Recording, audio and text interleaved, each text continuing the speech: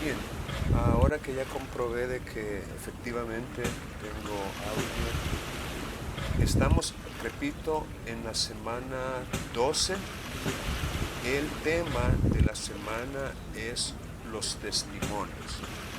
Ha llegado el momento de aprender cómo se expiden testimonios, todo lo relacionado con ellos. Y vamos a familiarizarnos para poder aprender bien lo de los testimonios, el capítulo 4 de la ley de notariado, o sea, los artículos 43 al 49 por un lado y 75 al 78 por otro. Estos últimos hacen referencia a los testimonios que se expiden en sede consular y los artículos 43 al 49, pues los testimonios, llamémosle, normales. Entonces, en esta semana las indicaciones serían las siguientes. ¿Cuáles son las formalidades que deben observarse para extender testimonios? Esa es como la pregunta que sirve de base para nuestro aprendizaje durante la presente semana. ¿Qué es lo que el notario debe cuidarse de hacer de manera puntual para que los testimonios puedan cumplir su objetivo? Ah, Estoy tratando de mostrar aquí el que les diré. El tema, repito, es los testimonios y vamos a familiarizarnos con los artículos 42 al 43 por un lado y 75 al 78 por el otro. Y durante esta semana las indicaciones serían los siguientes. Primero, leer las disposiciones legales que se han relacionado, es decir, los artículos 43 al 49 y los artículos 75 al 78. Eso es lo primero que ustedes tienen que hacer, familiarizarse con esos artículos, tal y como aparecen en la ley de notariado. Y como siempre, traten de utilizar estrategias de aprendizaje para organizar la información que aparece en esas disposiciones legales. Estrategias de aprendizaje que, repito, les pueden servir. Es más, podrían tal vez también trabajar con la confección de un glosario y, en su caso, de un cuestionario relacionado con los contenidos. Eso, repito, resulta muy, pero muy útil a la hora de aprender. Y como siempre, se ha posteado, digámoslo así, se ha publicado otra parte de esta obra del profesor Horacio José Olmedo López, en donde ustedes pueden aprender lo relacionado con los testimonios en esta obra que, como les repito, es de lectura obligada para aquellos que queremos aprender derecho notarial. Entonces, ustedes pueden perfectamente descargar este material ya relacionado con los testimonios. Para descargar, como ya les he explicado antes, lo que tienen que hacer es remitirse a este vínculo, o mejor dicho, a este botón que les permitirá descargar. Es el que está debajo de la X negra. Entonces, les invito pues para que ustedes puedan eh, revisar este material sobre los testimonios del autor Olmedo López. Eso sí, eso sí, nuevamente les recuerdo que esta obra se escribió hace muchos años y a través del tiempo se han dado algunos cambios. Hay dos cambios que son claves, o quizás tres. El primero es la derogación de la ley de papel sellado y timbres. Cada vez que ustedes encuentren alguna referencia a la ley de papel sellado y timbres, prácticamente hagan caso omiso de eso. Ya no existe la ley de papel sellado y timbres. ya no se redactan los testimonios en hojas de papel sellado, como se hacía cuando estaba vigente esa ley. Ya no se compran y se pegan timbres fiscales en instrumentos notariales llamados testimonios. Es decir, los timbres fiscales desaparecieron por completo. También los timbres del servicio consular. Es decir, ya no existe esa especie fiscal y eso es muy importante de tomarlo en cuenta. Cuando uno lee obras que se escribieron cuando esa ley estaba en vigencia. Otra ley que también ha desaparecido es la ley de impuestos sobre donaciones y sucesiones. Esa ley también imponía, valga la redundancia, impuestos para ciertos actos jurídicos en donde se hacía, digamos, una donación de algún bien. Eso generaba o era un hecho generador de un impuesto, el impuesto sobre donaciones.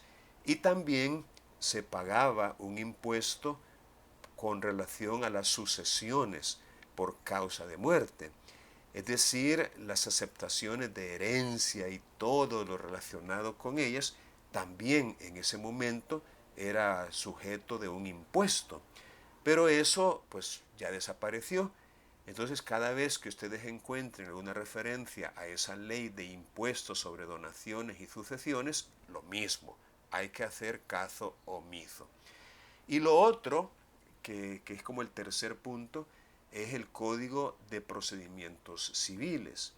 Como ustedes saben, en el año 2010 prácticamente se derogó para casos nuevos el Código de Procedimientos Civiles y en su lugar se aprobó y entró en vigencia el Código Procesal Civil y Mercantil. Entonces, en estas páginas que hablan sobre los testimonios, el autor Olmedo López menciona varios artículos que pertenecen al Código de Procedimientos Civiles.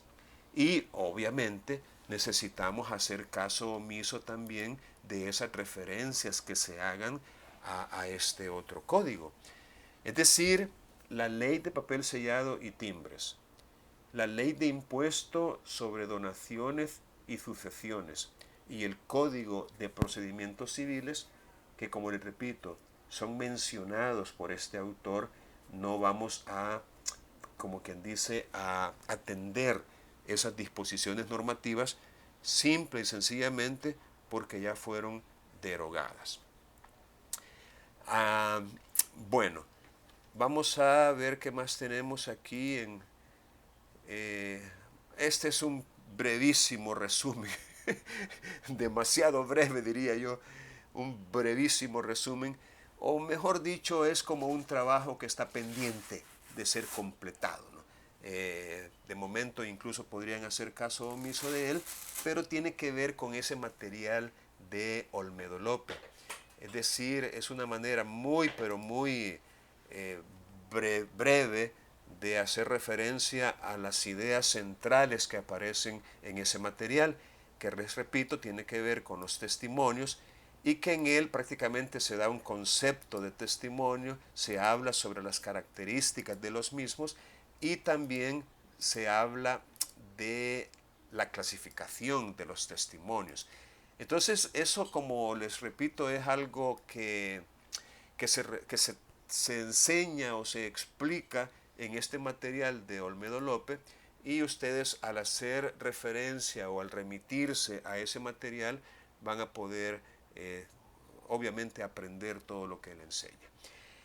Aquí tenemos entonces los recursos complementarios.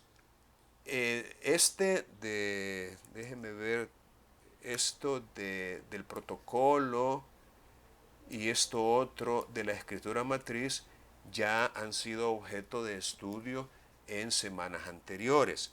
Siempre tienen que ver con el profesor Olmedo López. Pero para esta semana, avanzando en este estudio, vamos a remitirnos a los testimonios, ¿verdad? Y por supuesto, los artículos, como ya les dije, 43 al 49 de la ley de notariado y 75 al 78 de la misma ley. Esto sería, repito, los recursos o los materiales de lectura para esta semana. Luego, pues las sesiones, que como hoy estamos en una sesión virtual, pero la idea es que mañana podamos tener una sesión presencial. El día de mañana, 5 de abril, a las 12:40. Y luego tenemos una actividad de evaluación que será o tendrá este carácter de ser sumativa e individual, y es un cuestionario calificado en Canvas. Como ya les he explicado en varias ocasiones, ustedes necesitan desarrollar esa habilidad, esa competencia de poder responder con éxito pruebas objetivas. Y la razón es bien sencilla, miren, cuando ustedes deseen ser autorizados para ejercer el notariado, la Corte Suprema de Justicia les va a hacer a cada uno y de manera individual un examen de suficiencia. Es decir, ustedes van a tener que demostrar a través de pruebas objetivas lo que han aprendido sobre, y no solo sobre el derecho notarial, sino sobre muchas áreas del derecho que tienen que ver con el quehacer notarial. Y lamentablemente, por motivo de las muchas personas que están deseando ser autorizadas como notarios, que son muchísimos, miles, miles, sin mentir, miles, entonces no es posible hacer pruebas o exámenes, llamémosle pedagógicamente aceptables.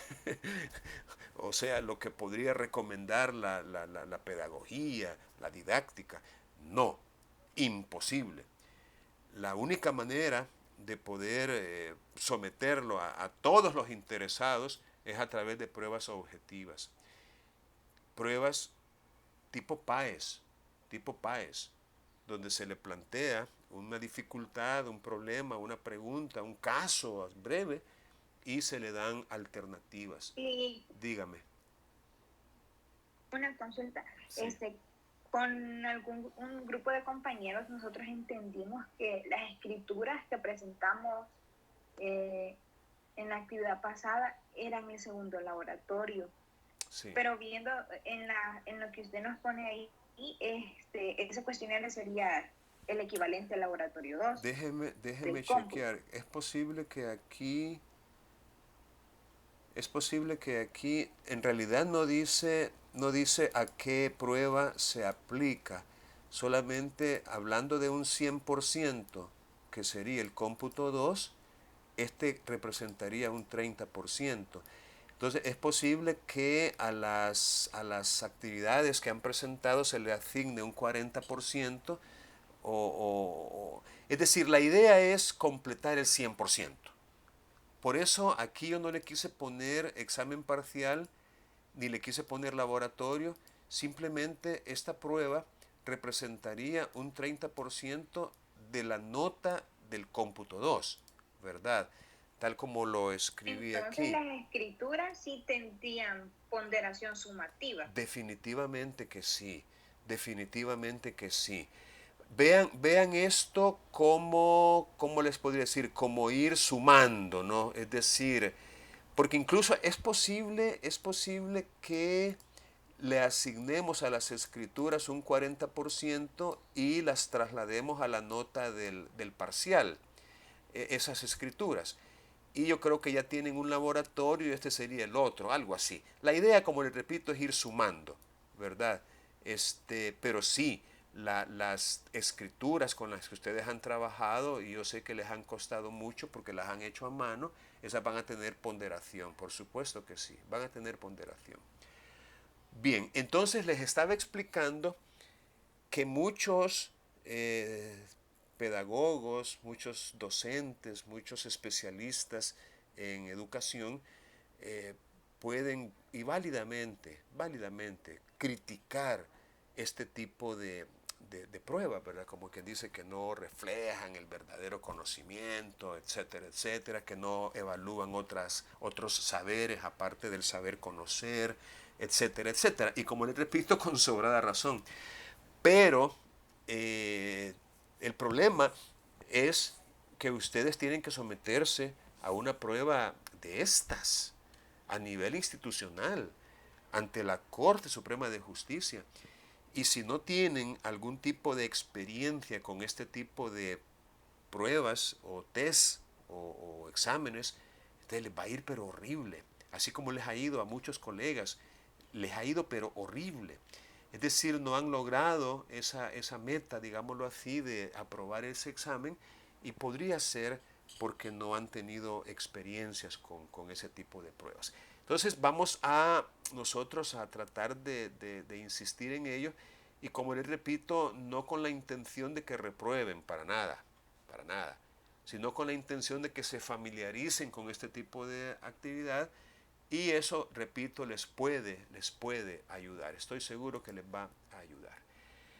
Y bueno, lo último sería el foro de consultas.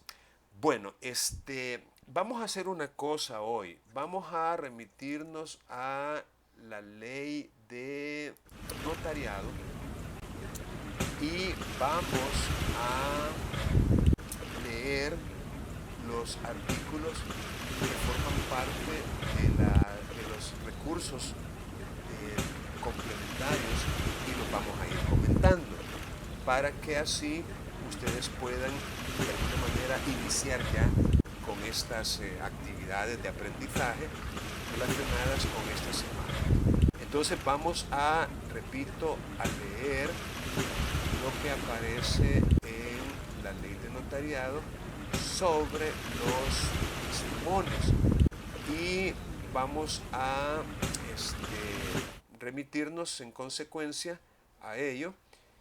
Y déjenme ver si puedo... sí, ya tengo bastantes aquí. Voy a tener que estarme remitiendo. Vaya, comencemos con Daisy.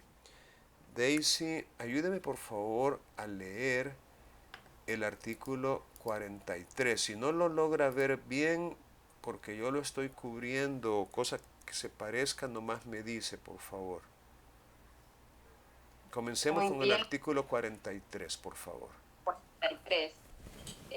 Los notarios deberán expedir a los otorgantes a quienes resulte algún interés directo o razón de las declaraciones de los otorgantes contenidas en los instrumentos, o a quienes deriven su derecho de los mismos. Los testimonios que los pidan de los instrumentos que autoricen, anotando la saca al margen del protocolo con expresión del nombre de la persona a quien se le da el testimonio y de la fecha en que se expire. Vale, hagamos una pausa para poder explicar.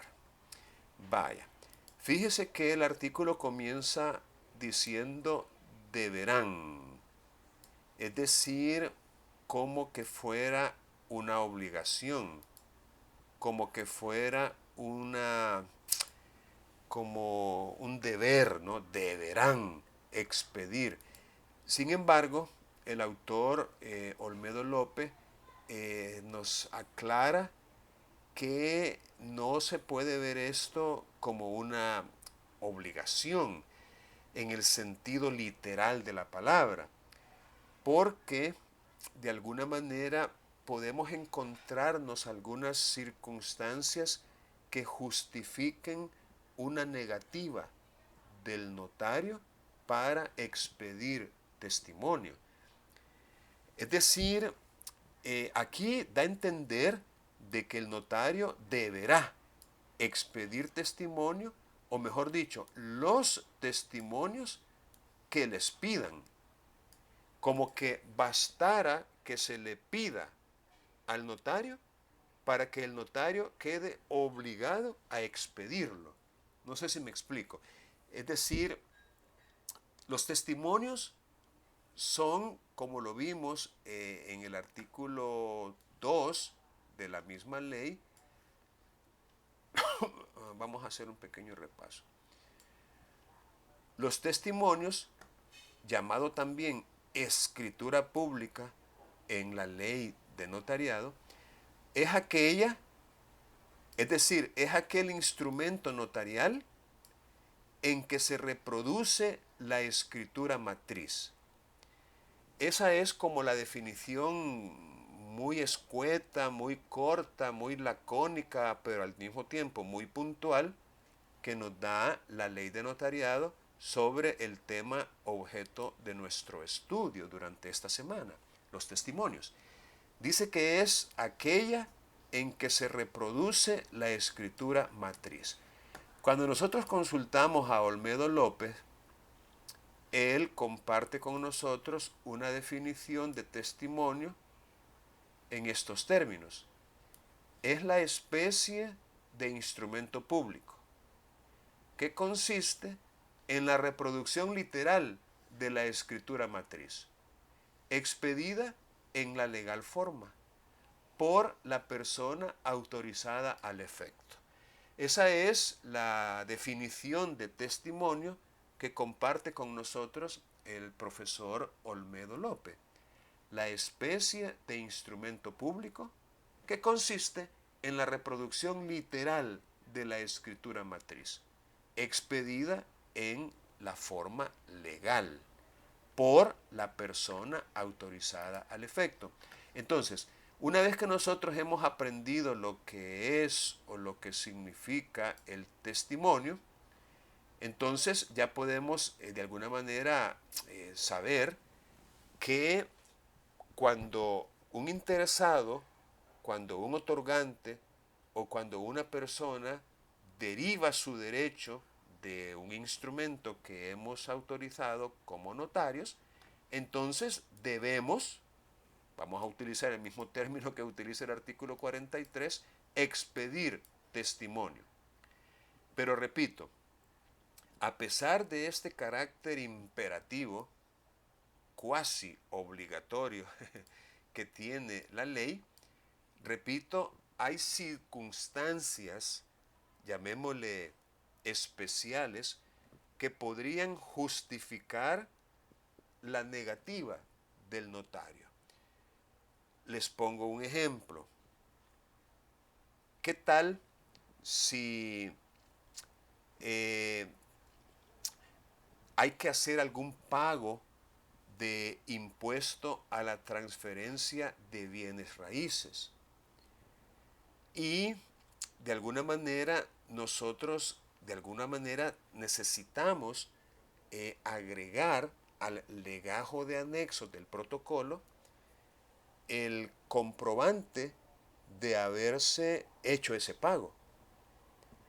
No sé si me explico, es decir, nosotros en cuanto a esa ley del impuesto a la transferencia de bienes raíces, que creo que ya hemos comentado un poquito sobre ella en otras ocasiones, esa ley obliga al adquirente a pagar un impuesto a la transferencia que se le ha hecho de algún bien raíz, ya sea a título de venta, de permuta, de donación incluso, dación en pago.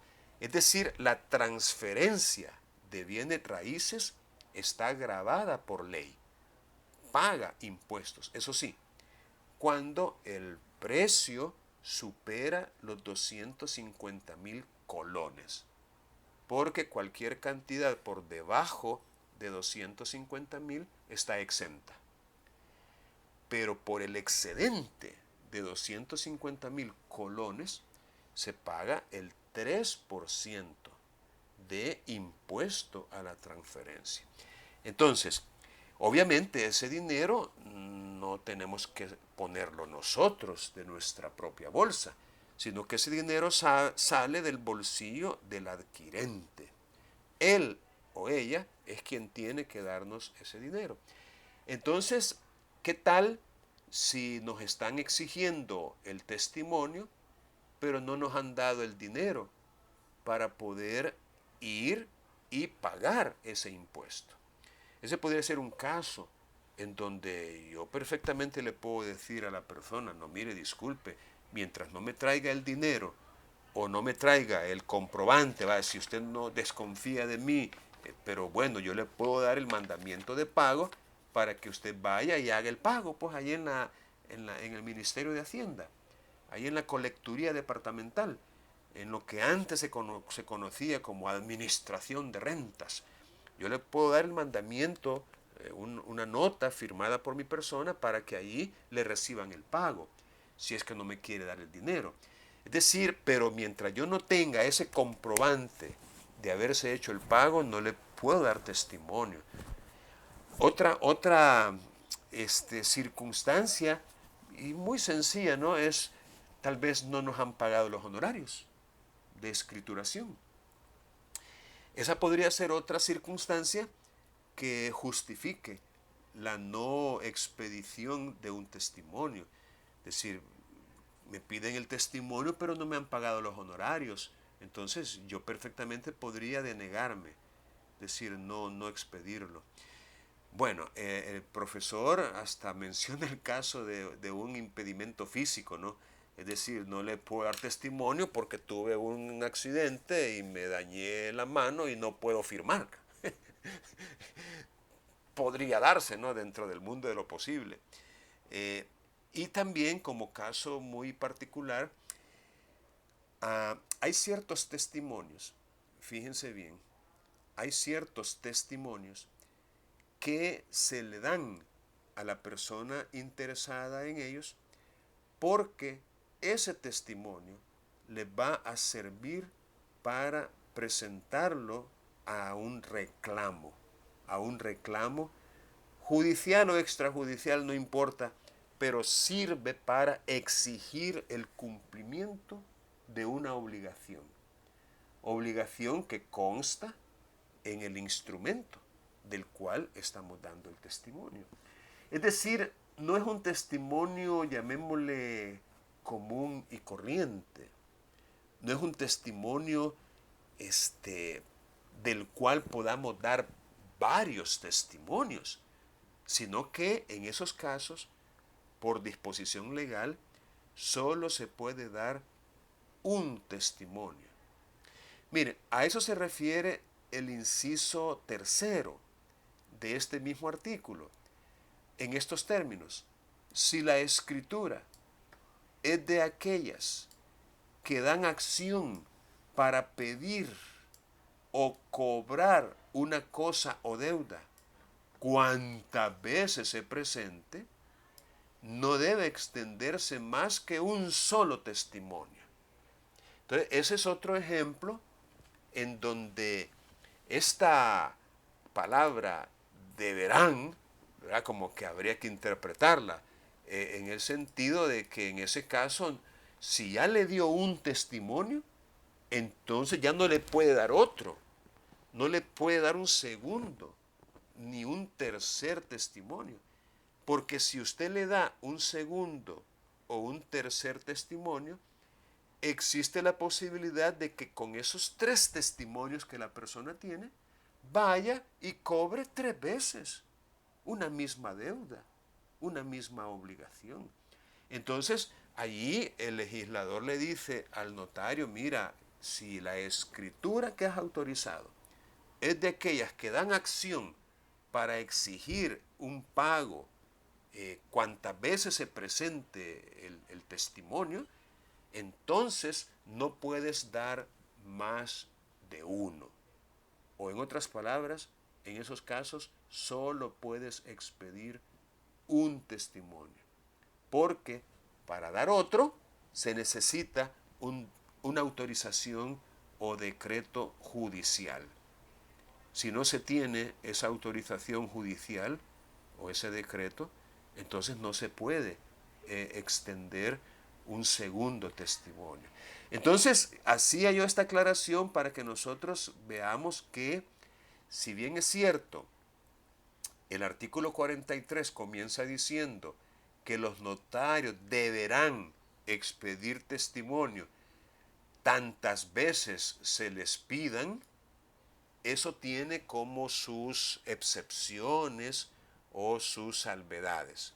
No es así tan, como que dice, tan fácil que se pueda dar testimonio. Sin embargo, cuando no hay ningún problema y todo está bien, entonces sí. Ahora, la generación de un testimonio adicional al que, digamos, normalmente nosotros entregamos, es decir, podría ser que el que le estén pidiendo testimonios adicionales al notario genere algún tipo de trabajo o de gastos o de costos. Entonces no hay ningún impedimento legal ni ético incluso para poder cobrar aparte. Es decir, podemos perfectamente decirle a la persona, mire, los honorarios que estamos pactando incluyen un testimonio. Si usted ya necesita más de uno, y mientras no sea de aquellos que se prohíbe dar más de uno, ¿verdad? Si usted necesita más de uno, pues va a tener un costo adicional. Eso, repito, es perfectamente válido. Por supuesto que no le va a cobrar lo mismo que le cobró por hacerle la escritura, ¿verdad? Autorizarla. Claro que no. Pero por lo menos es bueno que sepa que se puede cobrar adicionalmente la expedición de un segundo, tercer, cuarto, quinto, sexto, octavo testimonio que le estén pidiendo. Ahora, ¿a quién? ¿A quién se le debe expedir testimonio? Aquí dice a los otorgantes. Fíjense que esto no se cumple en un 100%. Les pongo un ejemplo. En una compraventa de un bien, de un inmueble, por ejemplo, los otorgantes son tanto el que adquiere como el que transfiere. Es decir, otorgante es tanto el que vende o tradente como el que compra o adquirente. Entonces, si nosotros cumpliéramos, digamos, en su tenor literal, tendríamos que dar testimonio tanto al comprador como al vendedor. Pero en la práctica, en realidad, al único que se le entrega testimonio es al adquirente. Repito, es al comprador. Al vendedor, en el mejor de los casos, se le da una copia, lo que podemos llamar una copia simple, pero no necesariamente un testimonio. Entonces, en realidad, por ejemplo, en un mutuo hipotecario, en realidad, los otorgantes son tanto el que presta, el que da la suma de dinero, como el que la recibe. Es decir, tan otorgante es el deudor como lo es el acreedor. Y sin embargo, en esos casos el testimonio se expide al acreedor y no así al deudor. Repito, al igual que en la compraventa, en donde al vendedor se le puede dar una copia, llamémosle una copia simple, pues en ese caso del mutuo también al deudor se le puede dar una copia simple. Pero el testimonio, llamémosle así, el original, la impresión de la matriz, la reproducción literal de la matriz, a quien se lo vamos a dar es al acreedor. En una donación ocurre igual que en el caso de la compraventa. Es decir, otorgantes son tanto el donante como el donatario. Pero el testimonio normalmente se lo entregamos al donatario. es decir, no al donante, sino al donatario. No al que da gratuitamente algo, sino al que lo recibe. Entonces, eso de alguna manera podría ser motivo de análisis, es decir, a quién expedir testimonio, dependiendo los diferentes casos en los cuales nos podamos encontrar. Imagínense, por ejemplo, en un poder general judicial, para no ir, digamos, tan lejos. Uno de los instrumentos notariales más comunes es el poder general judicial. Pregunto, ¿a quién creen ustedes que se le expide el testimonio en la práctica? ¿Al poderdante o al apoderado?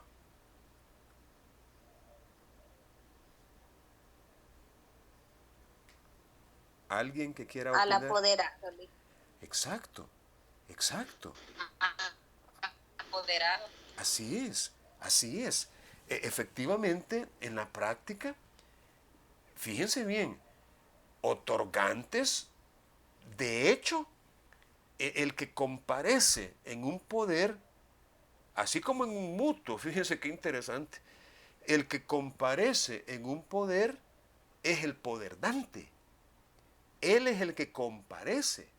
Podríamos incluso entender que él es el otorgante, el poderdante, el que da el poder.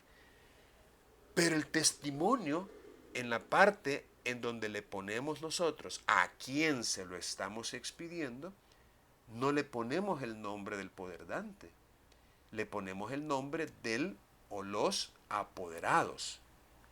Es decir, ahí también se da esa variante, ¿no? Ahora, sin embargo, si la ley en el artículo 43 nos está facultando para expedir testimonio a los otorgantes, eso significa que no sería, digamos, una infracción o no sería, ¿qué palabra puedo utilizar? Impropio o como solemos decir, no sería pecaminoso entregar testimonio al otorgante al cual usualmente no se le entrega, ¿verdad? Es decir, no sería algo descabellado o fuera de lo que la ley contempla, el que le podamos dar testimonio a todos los otorgantes. Porque incluso, fíjense qué interesante en el caso de un poder que se otorga a favor de varias personas. Porque eso también es un poco común, que los apoderados no sean, digamos, solo uno, sino varios, los apoderados. Entonces, repito, ustedes algún problema en que se le expidiera tantos testimonios como apoderados haya. Los bancos, por ejemplo. Los bancos normalmente le dan poder, no hombre, a 5, 6, 8, 10, 14, porque normalmente los bancos tienen apoderados en cada región, en cada departamento, en cada sucursal, en cada zona del país donde tienen sucursales como banco. Entonces, he visto yo poderes del representante legal de un banco donde constituye 8 apoderados en un mismo instrumento. Entonces, repito la pregunta, ¿le darían ustedes un testimonio a cada apoderado? Aquí, ahí con su propio nombre, en la parte donde se expide el testimonio para ser extendido o para ser entregado al licenciado fulano de tal. Llevo uno. Este otro a la licenciada fulana de tal. Llevo dos. Este otro al licenciado Mengano. Llevo tres. Este otro al licenciado Sutano. Llevo cuatro. Y así hasta llegar a los 8, 9, 10, 15. ¿Verían ustedes impropio eso?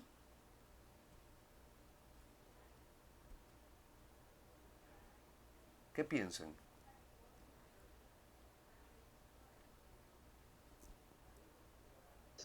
Sí, no sé, desde mi punto de vista se viera bastante raro.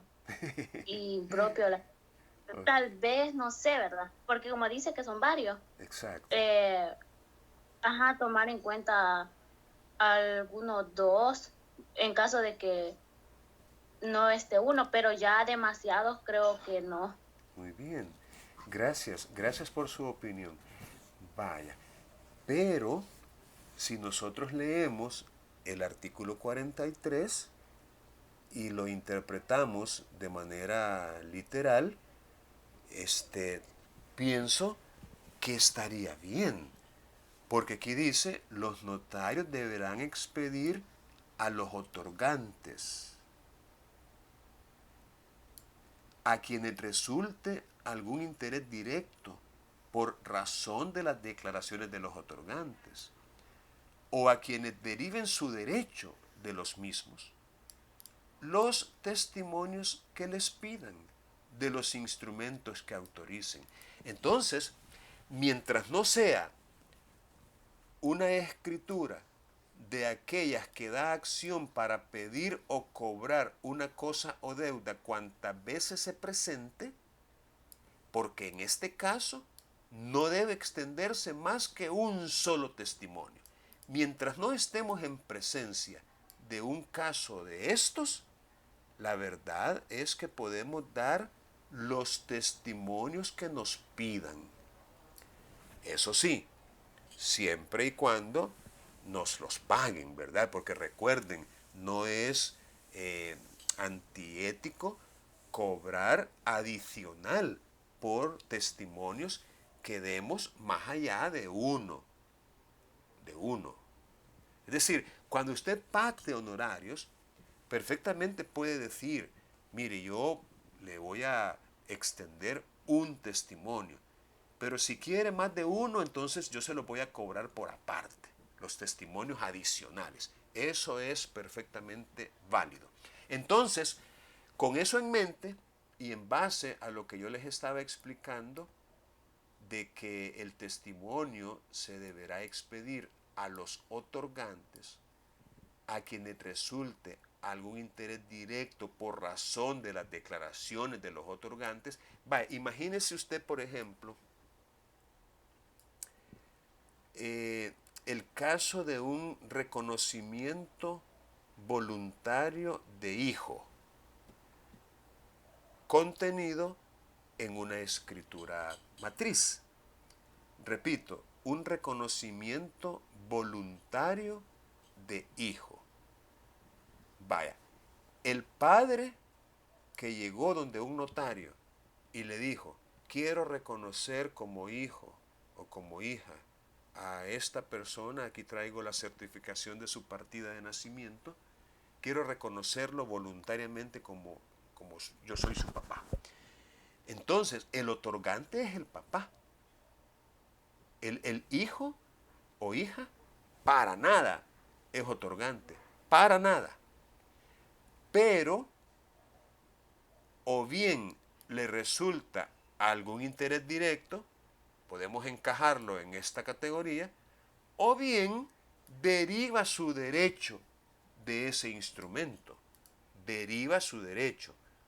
Aquí me queda la duda si lo encajamos en esta primera categoría o en esta segunda, pero no importa, en todo caso, tiene derecho, llamémoslo así, tiene derecho a que se le dé testimonio. Tiene derecho a que se le dé, aunque no haya sido otorgante. Me parece que en el caso del testamento, ahí la cosa cambia. Y lo menciona Olmedo López en su obra. En el caso del testamento, la cosa cambia.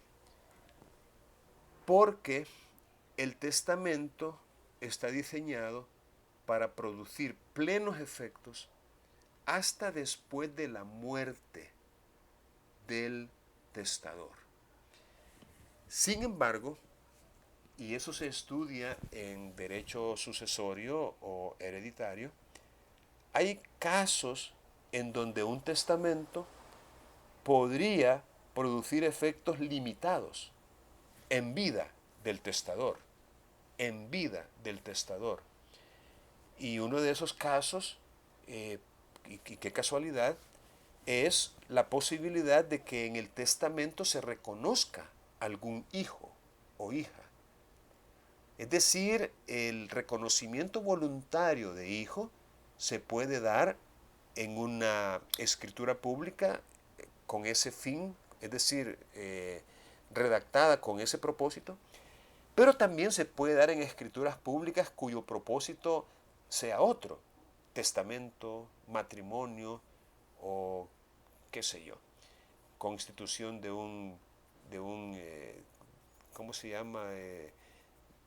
Vivienda familiar, constitución del derecho de vivienda, se me olvida, en el artículo 46 del Código de Familia. Es decir, la constitución de la vivienda, para un inmueble para que sirva como vivienda, se puede hacer en escritura pública y ahí mismo se podría reconocer voluntariamente a un hijo o hija. Es decir, en el caso del testamento se puede perfectamente reconocer hijos. O otro ejemplo es cuando en un testamento se reconoce o confiesa una deuda. Una deuda. También se puede dar en un testamento el reconocimiento de una deuda. Entonces, en esos casos, no hay que esperar a que el testador se muera para que esas declaraciones de voluntad puedan tener efecto, puedan hacerse valer. Y en ese caso se podría expedir testimonio a personas distintas del testador, personas distintas. Pero si no estuviéramos en esos casos, en donde el testamento podría producir efectos limitados aún en vida del testador, pues entonces no se podría. Por ejemplo, vaya, les voy a poner un caso muy puntual. Se otorga un testamento y en él el testador o la testadora instituye como único y universal heredero a, qué sé yo, a X persona. Aquí no importa si es familiar o no, no importa. Tenemos libre testamentifacción y eso implica que el testador puede instituir como herederos o legatarios a las personas que él quiera, aunque no sean sus familiares. Entonces, repito, X testador instituye como único y universal heredero a su amigo Juan. Pregunto, ¿expediríamos testimonio a favor de Juan, ya que él es el heredero declarado?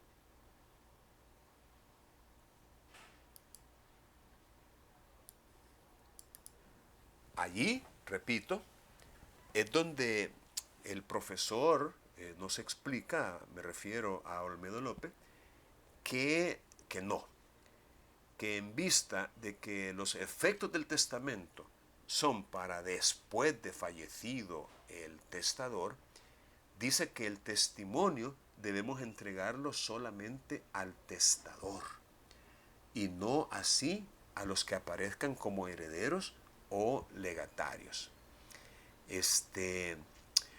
Obviamente, ellos podrán, una vez fallecido el testador, obtener un testimonio pues de la persona facultada para extenderlos, autorizada para ello, según el caso, según incluso el momento histórico en que lo esté solicitando ese testimonio.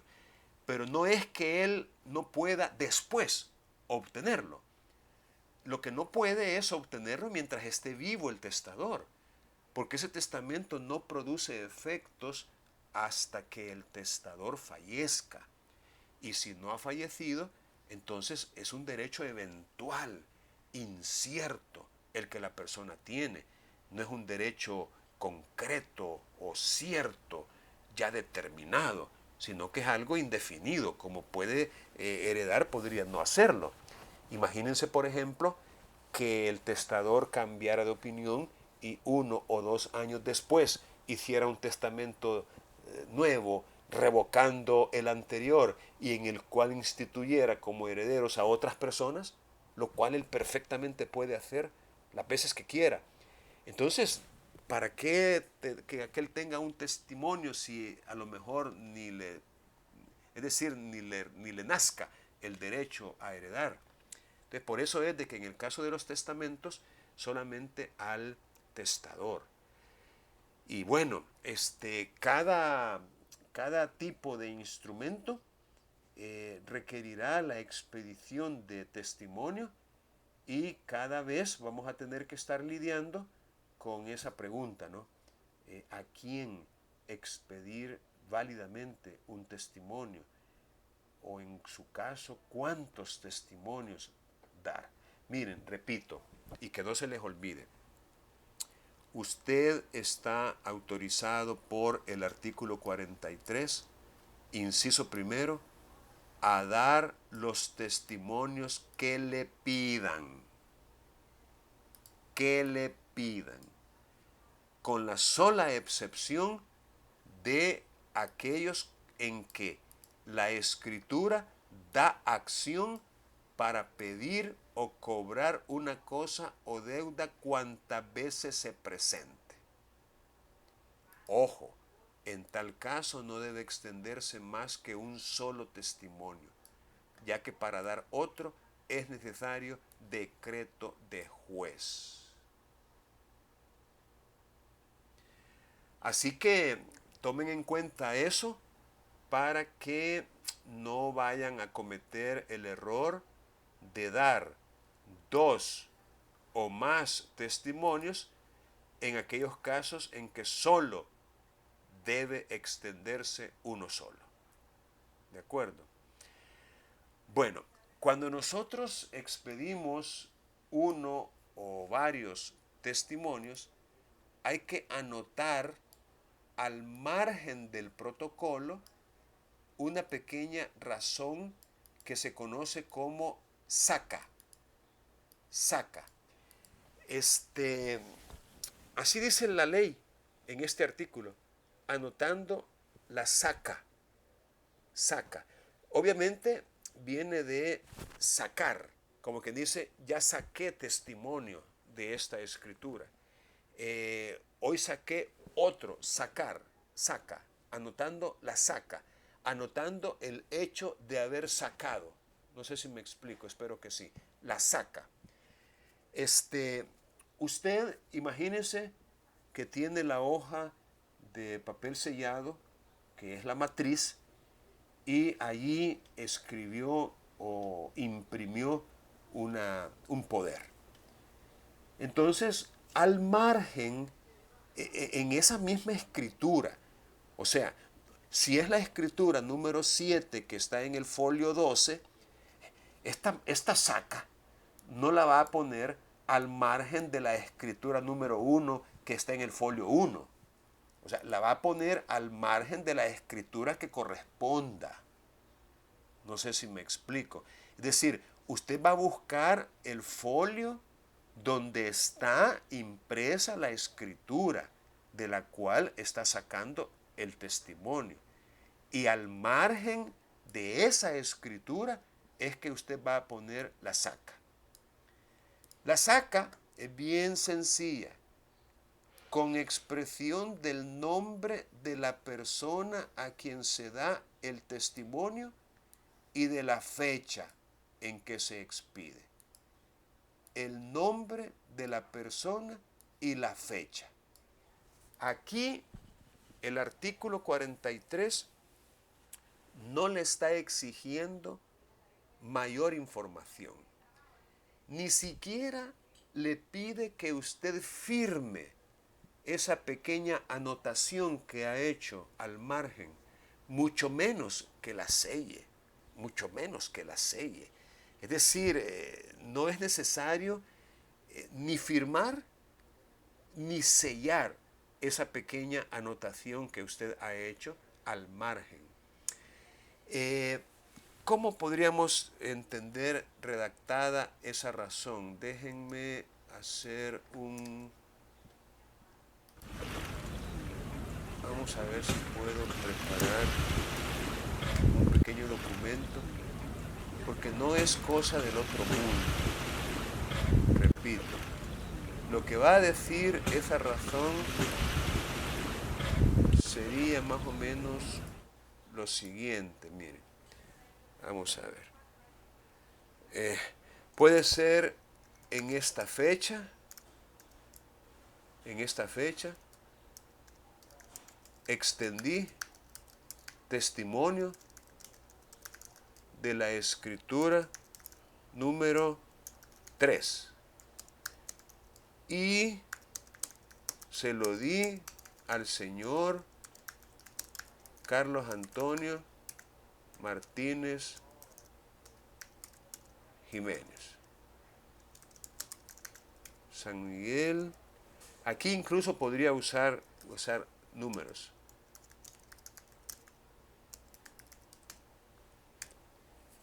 De esta manera, usted podría redactar esa razoncita. En esta fecha extendí testimonio de la escritura número 3 y se lo di al señor fulano de tal. San Miguel, 4 de abril. Y eso es todo. Eso sí, usted lo va a poner al margen.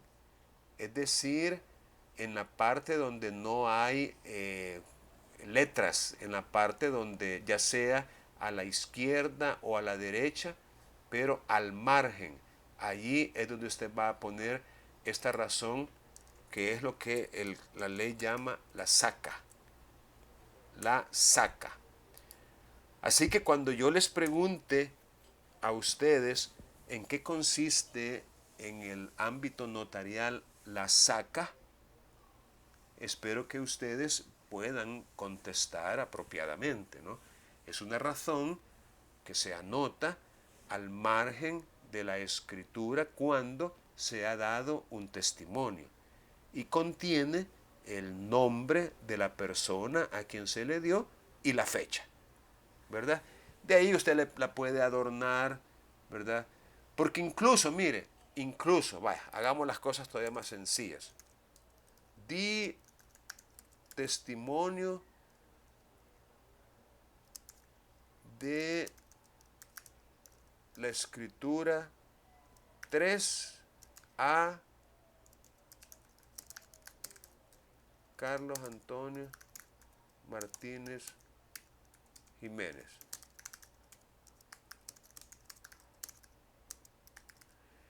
Di testimonio de la escritura número 3. O sea, fíjense que a veces en el margen podría, digamos, generar algún tipo de confusión. Por eso es bueno ponerle a qué escritura nos estamos refiriendo en el margen, para que quede bien claro. Ahora, ¿para qué se le pone esto? De alguna manera la ley pide que se lleve una especie de control de los testimonios que se han extendido. Y esa es la razón de ser de la saca. Bueno, ¿alguna pregunta en relación con esto que estamos leyendo de la ley de notariado? Vaya, vamos a ver si podemos auxiliarnos de otra compañera o compañero. Vamos a ver, Erika Alejandra Portillo. Ayúdenme a leer, por favor, siempre en el artículo 43, el segundo inciso. Hola, Lick, no sé si lo puede hacer más chiquito, es que casi no veo. Vamos a ver. Parte. Más pequeño. Vamos a ver. Sí. Mire ahora. Pero el tamaño de la letra está bien, ¿o quiere el tamaño de letra más grande? El tamaño de la letra está bien, es que dentro de mi compu como que parte el lado izquierdo. No le creo. Oh, Sí.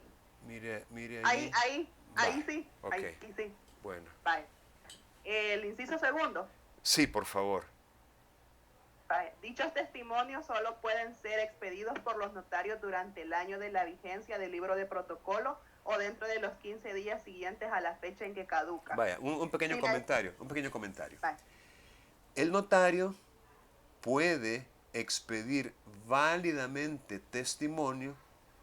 Fíjense aquí muchas veces nosotros generamos una gran confusión, una gran confusión. Hay quienes sostienen equivocadamente que dependiendo la fecha de la escritura, así tiene que ser el dar testimonio. Y muchos piensan que tiene 15 días siguientes a la fecha en que se autorizó la escritura para dar testimonio. Pero no es cierto.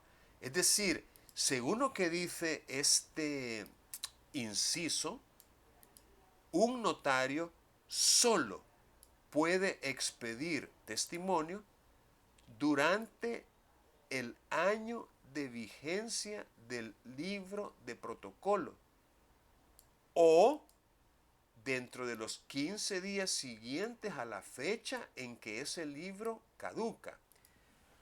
Por ejemplo, si a usted le autorizaron su libro de protocolo el 4 de abril del año 2021, fíjense bien la fecha que les estoy dando, el 4 de abril del año 2021. Eso quiere decir que ese libro caduca el 4 de abril del año 2022. O sea, hoy caduca. Pregunto, ¿podría usted montar? Recuerden que una vez les mencioné que la palabrita montar significa imprimir o escribir sobre la matriz. Imprimir, o sea, usted podría autorizar una escritura el día de hoy.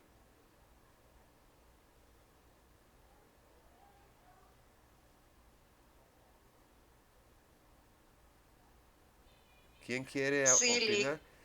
Sí, la vez pasada, gracias, la vez pasada aprendimos que sí. Es decir, que el propio día en que caduca forma parte, digámoslo así, del año de vigencia del libro de protocolo. Ahora bien, si usted autoriza, por ejemplo, un poder el día que el libro caduca, ¿cuánto tiempo tiene para extender testimonio de ese poder? 15 días. Exacto, exacto. En ese caso no va a poder contar con un año, ¿verdad? Para poder extender testimonio de ese poder. Solamente lo puede extender el propio día que lo autorizó o los 15 días siguientes a la fecha en que caduca. Entonces, eso es importante tomarlo muy en cuenta. Ahora bien, si usted autoriza un poder y lo autorizó como la escritura número 1 de su libro de protocolo, que le autorizaron el 4 de abril del 2021, ese poder que autorizó el 4 de abril del 2021, de ese poder sí puede dar testimonio durante todo el año hasta llegar al 4 de abril del 2022 y 15 días más para poder extender testimonio. En otras palabras, dependiendo la fecha, así va a tener más tiempo o menos tiempo para poder extender testimonio. Pero lo que sí es importante es de que tiene que ser durante el año de vigencia o 15 días siguientes a esa fecha en que el libro caduca. Vaya, siga leyendo por favor el siguiente inciso. Si la escritura es de aquellas que dan acción para pedir o cobrar una cosa o deuda cuantas veces se presente, no debe extenderse más que un solo testimonio, y para dar otro es necesario decreto de juez previa citación de las partes contrarias.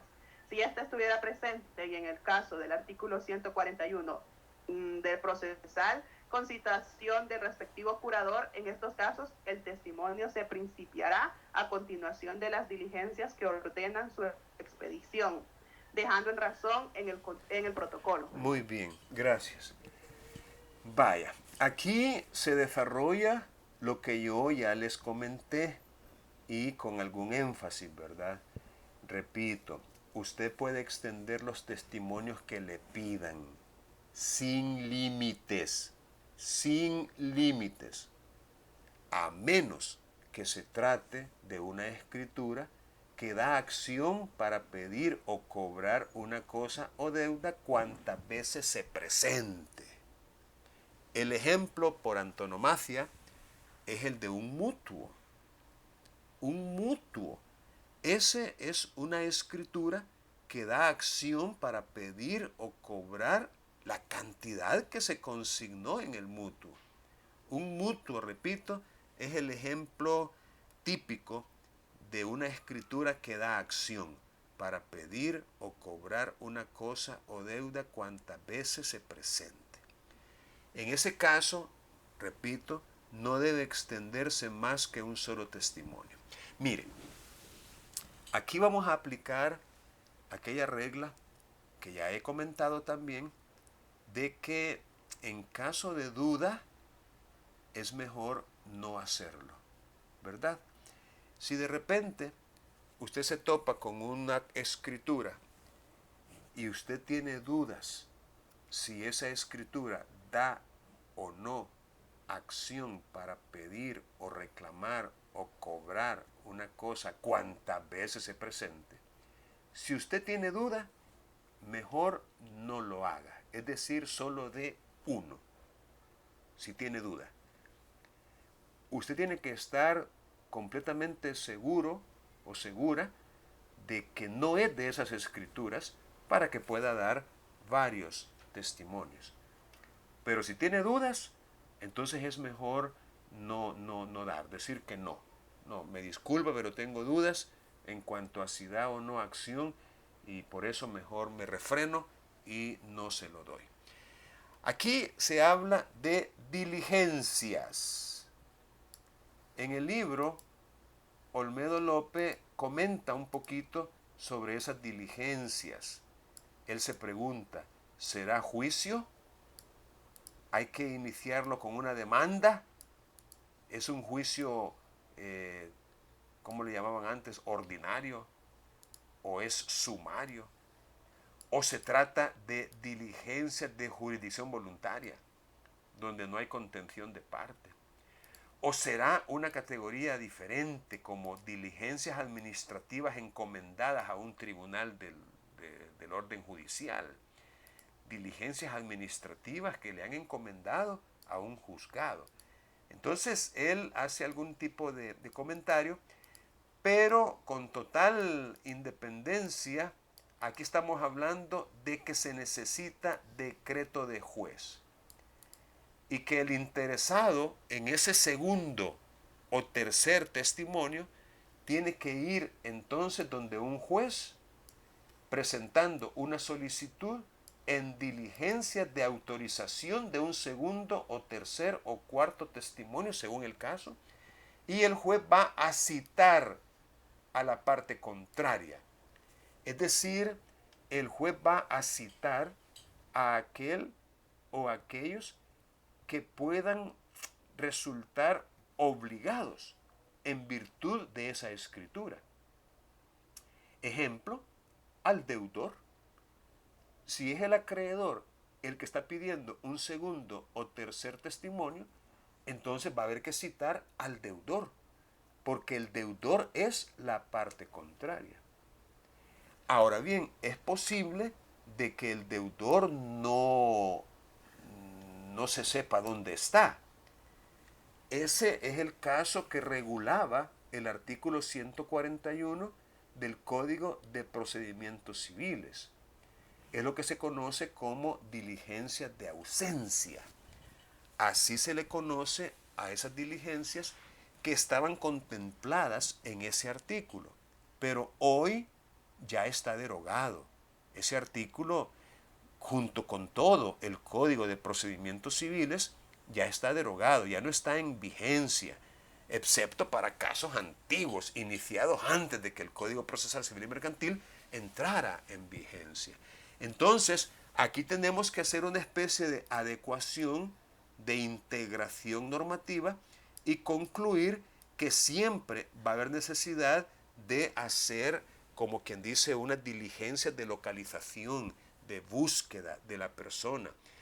Los juzgados manejan a través de oficios a distintas instituciones una especie de investigación, de tratar de encontrar dónde. Y si no, pues habría que hacer publicaciones de edictos y después de las publicaciones de edictos que se le nombre a una persona para que represente al ausente, a aquel cuyo paradero se ignora.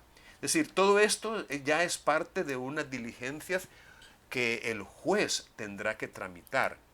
Lo importante es que hay que oír. Para eso se cita a la parte contraria, para escucharle, a ver qué tiene que decir.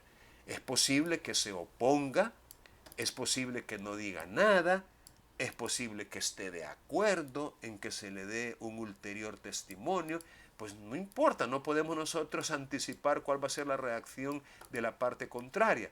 Pero lo que sí resulta importante es que hay que citarlo antes de ordenar la expedición de ese segundo, tercero, cuarto o más testimonio. Ahora, el autor se pregunta, ¿será que el juez, bajo algunas circunstancias, podría denegar esa expedición de un segundo testimonio?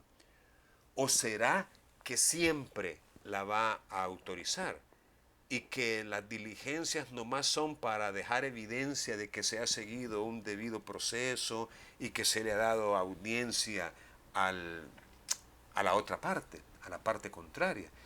Entonces esa es una pregunta que la verdad es que no encuentra una respuesta en la ley en cuanto a si el juez siempre lo va a conceder o podría negarlo, ¿verdad? Obviamente eso también va a depender de cada juez. Ahora, ¿cuál sería el juez? Son otras preguntas que se formulan en presencia de artículos como este. ¿Quién sería el juez que daría esa autorización? ¿Podría ser un juez de paz? ¿O un juez de familia? ¿Un juez de lo penal? ¿O tendría que ser un juez de primera instancia? Entonces ahí es donde otra vez a esas preguntas no encuentran una respuesta expresa en la ley, pero integrando el derecho podemos encontrar solución a preguntas como esa. Lo cierto es que el notario, en presencia de este tipo de escrituras, solo podrá expedir un segundo o tercer testimonio si le llevan las diligencias que ordenan su expedición.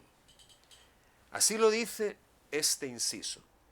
El testimonio se principiará a continuación de las diligencias que ordenan su expedición, dejando razón en el protocolo. Cuando dice dejando razón en el protocolo, quiere decir que en la saca, recuerdan la saca, ¿verdad? La acabamos de platicar. En la saca, en el protocolo, el notario tendrá que decir que expidió testimonio por orden del juez tal. Es decir, eso es lo que significa dejando razón en el protocolo.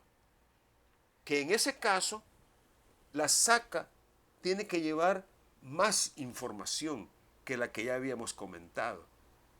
Es decir, no basta con el nombre de la persona a quien se expide y la fecha, que son los requisitos de una saca normal. El nombre de la persona y la fecha. En ese caso, dejando razón en el protocolo significa que hay que ponerle allí que es por orden de un juez que se expidió ese testimonio. En esta fecha, y por haberlo ordenado el juez primero de lo civil y mercantil de San Miguel, extendí testimonio de la escritura número 14 al señor fulano de tal. Y luego la fecha, lugar y fecha. Bien, vamos a pedir apoyo esta vez a Jaime Mendoza. Ayúdeme a leer el inciso final de este artículo.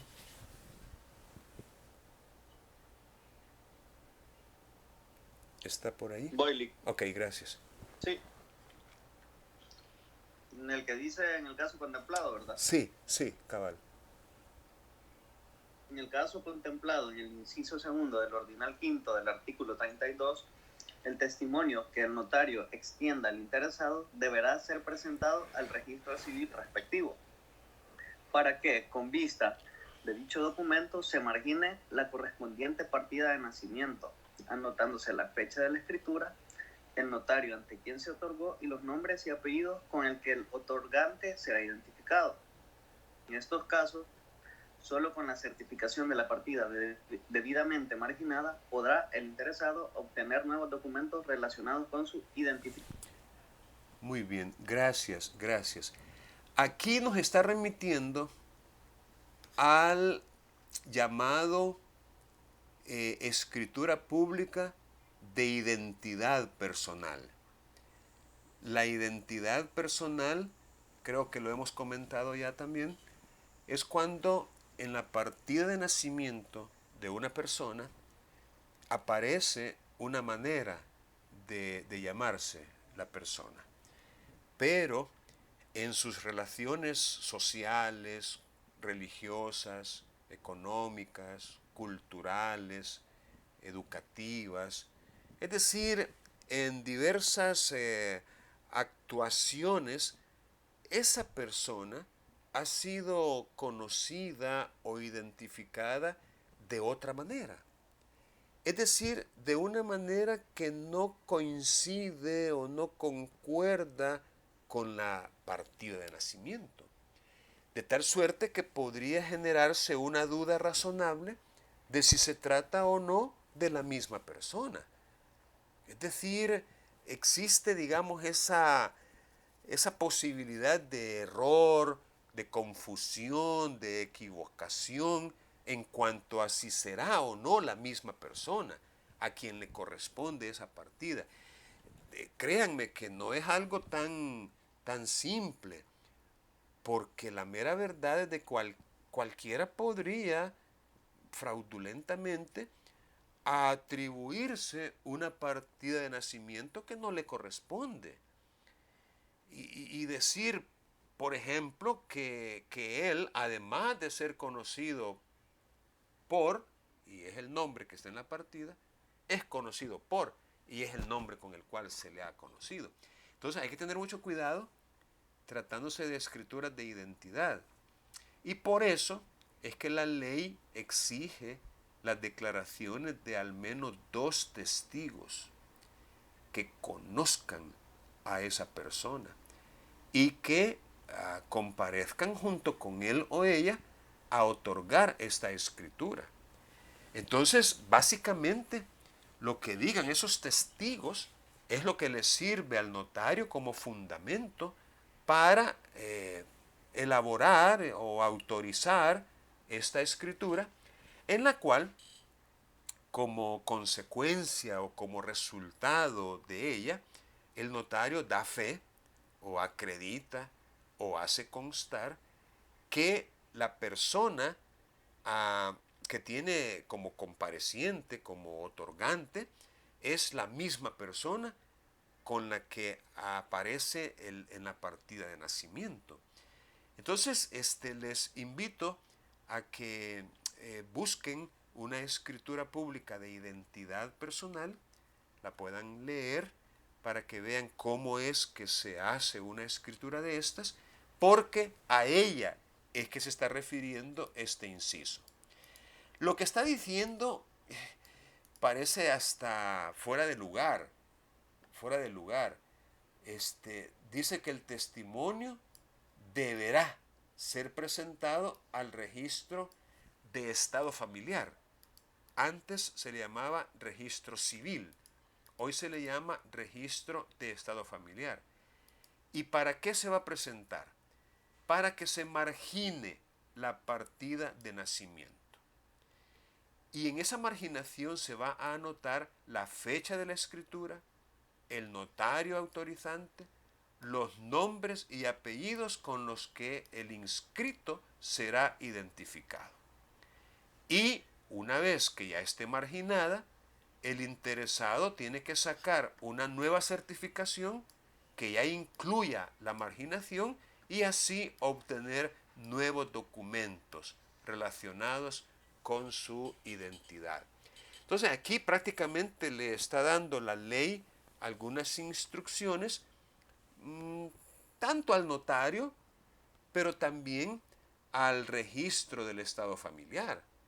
Le está diciendo la ley qué es lo que tiene que hacer con ese testimonio una vez que el interesado lo lleve. Es decir, marginar la partida de nacimiento.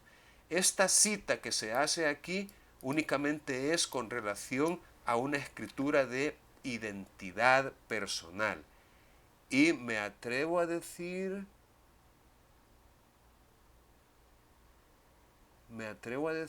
que probablemente se aplique también a la identidad de persona fallecida. Pero bueno, lo vamos a ver en su oportunidad. Artículo 44. Aquí es donde yo les explicaba que la ley de papel sellado y timbres ha sido derogada. Solamente ha quedado el papel sellado, pero es el que se utiliza en la matriz, en la escritura matriz. Pero para testimonios ya no se utiliza papel sellado. Entonces, en el artículo 44, esta parte que dice deben extenderse en el papel sellado correspondiente cuando causen dicho impuesto, debemos entenderlo derogado. Es decir, ya no tiene aplicación práctica, porque ya no causa ese impuesto. Los testimonios ya no causan ese impuesto. Ese impuesto desapareció. Pero lo demás sí sigue aplicable. Vamos a pedirle ya para ir finalizando a Ever Isaías Pleites. Ayúdenos a leer el artículo 44, por favor.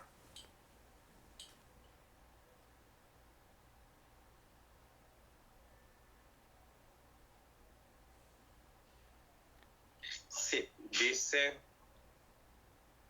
los testimonios deberán extenderse en el papel sellado correspondiente cuando causen dicho impuesto. Serán una copia fiel del instrumento original y terminarán como una razón que indique los folios y el número del libro de protocolo en que se encuentra la escritura a que se refiere, la fecha de la caducidad de dicho libro, el nombre de la persona a quien se extiende y el lugar y fecha de la expedición del testimonio. A continuación serán firmados y sellados por el notario.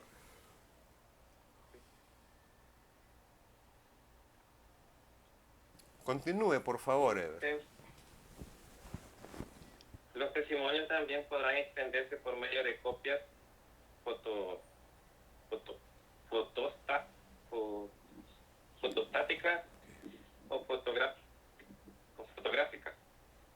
de los instrumentos, casos en los cuales se complementarán con una hoja de papel sellado del de menos valor, en la que se asentará la razón final a que se refiere el inciso que antecede, y se adherirán en ella los timbres correspondientes al valor del impuesto de papel sellado que causaren. En los casos de partición judicial o extrajudicial, bastará que el notario inserte en el testimonio que extienda a cada uno de los interesados la cabeza, la descripción de su respectiva hijuela o adjudicación y el pie del instrumento, sin perjuicio de que pueda darse testimonio completo a los interesados de conformidad con el artículo anterior, si estos así lo solicitaren. Muy bien, gracias, Ever, gracias. Vaya, aquí tenemos un artículo que da lineamientos muy claros a los notarios en cuanto a cómo deben extenderse los testimonios.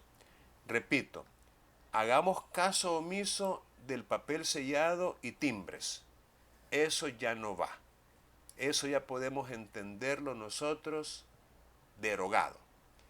Pero sigue siendo cierto que los testimonios deben ser una copia fiel del instrumento original, una transcripción literal. Dice Olmedo López que no debemos extremar eso. Y si, por ejemplo, hemos cometido algún error en la redacción y lo hemos corregido, el que sea una copia fiel no quiere decir que vamos a transcribir también los errores que hemos cometido, ¿verdad? Si, por ejemplo, dice él, hemos testado una frase, por ejemplo, en este caso, deben extenderse en el persellado, venimos nosotros y lo testamos, es decir, lo tachamos, y al final de la matriz ponemos testado, deben extenderse en el papel sellado correspondiente cuando causen dicho impuesto, guión, no vale. Es decir, si hemos testado alguna frase y la hemos salvado al final de la matriz, entonces en el testimonio no tenemos por qué poner esa frase que hemos testado. Claro, en el testimonio sí tiene que ir lo que hemos puesto al final. Todas esas enmendaduras, entre líneas, testaduras, esas sí tienen que ir en el testimonio. Pero en el cuerpo de la matriz no tiene por qué replicarse o repetirse los errores que pudimos haber cometido. Entonces, cuando dice, serán una copia fiel del instrumento original, no quiere decir que vamos a transcribir también los errores que hayamos cometido. Eso no, eso no. Y terminarán con una razón. Aquí le llama razón final, ¿verdad? Bueno, está bien porque va al final del testimonio. Razón final. Una razón, normalmente le llamamos la razón del pasó ante mí. Así le llamamos. Ya teníamos una razoncita que le habíamos llamado saca. Pues hay otra razoncita que le llamamos razón del pasó ante mí. Así le llamamos a esta otra. Esta va al final del testimonio. La saca va en la matriz, recuerden. La saca va en la matriz, al margen de la escritura correspondiente. La razón del pasó ante mí va al final del testimonio. Y en ella indicamos los folios y el número del libro de protocolo en que se encuentra la escritura, la fecha de caducidad de dicho libro, el nombre de la persona a quien se extiende y el lugar y fecha de expedición. Ensayemos cómo podría ir. Pasó ante mí. De folio 1 frente a 1 vuelto. Del libro número 1 de mi protocolo en general. Que caducará el 5 de mayo del año, bueno, si es uno, no, vamos a poner el 5 de abril del año, bueno, es mejor el 2 de abril, 2023. Fíjense bien, pasó ante mí. Esto es lo que le da, digamos, el nombre a la razón. De folio. Los folios los identificamos como frente y vuelto. El número del folio, frente y vuelto, la parte de atrás. Folio 1, frente, al 1, vuelto. Del libro número 1, aquí varía según el libro de que se trate. Y la fecha de caducidad del libro. Y extiendo, firmo y sello el presente testimonio en la ciudad de San Miguel a los 3 días del mes de abril del año del 2022 para ser entregado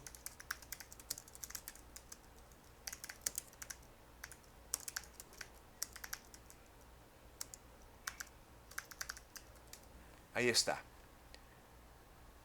Este sería un ejemplo de cómo se redacta la razón del pasó ante mí, que el artículo 44 llama razón final, la razón final del testimonio. Porque recuerden que en el protocolo también escribimos una razón final, pero esa es en la matriz. No, aquí estamos hablando de los testimonios. Entonces, por eso es más conocida como razón del pasó ante mí. Y esta, repito, es una manera de redactarla. Pasó ante mí. De folio tal al folio tal. Del libro tal que caducará en tal fecha. El lugar en que se está extendiendo el testimonio, la fecha en que se está extendiendo el testimonio y a quién se le está entregando el testimonio. Vamos a ver. Folios, número del libro, fecha de caducidad, lugar y fecha de expedición y el nombre de la persona a quien se extiende. Lo que le faltaría a la razón es la firma y sello del notario, porque dice, a continuación serán firmados y sellados por el notario. Bueno, vamos a quedarnos aquí porque ya se llegó la hora y nomás les voy a pasar la asistencia, pero antes voy a dejar de grabar. Ok.